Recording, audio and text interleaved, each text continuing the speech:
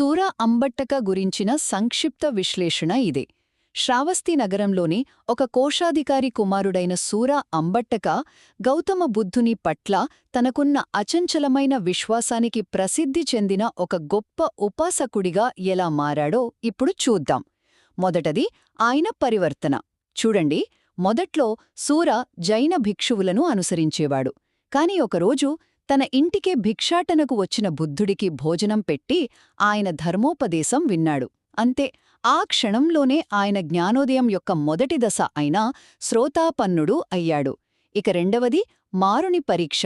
బుద్ధుడు వెళ్ళిపోయాక చెడుకు ప్రతీక అయిన మారుడు ఏకంగా బుద్ధుడి రూపంలోనే వచ్చి సూరను తప్పుదోవ పట్టించడానికి ప్రయత్నించాడు.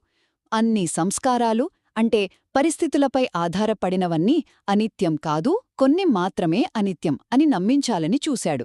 కాని అప్పటికే సూర అన్నీ అనిత్యమే అనే సత్యాన్ని స్వయంగా తెలుసుకున్నాడు కదా.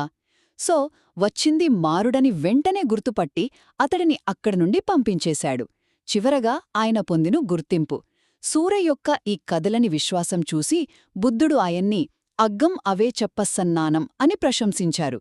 అంటే అచంచలమైన విశ్వాసమున్నవారిలో అందరికన్నా గొప్పవాడు అని అర్థం. సో సూర అంబట్టక కథ మనకి ఏం చూపిస్తుందంటే, నిజమైన విశ్వాసమనేది గుడ్డి నమ్మకం కాదు, అది మనం స్వయంగా పొందిన జ్ఞానంపైనే ఆధారపడి ఉంటుంది.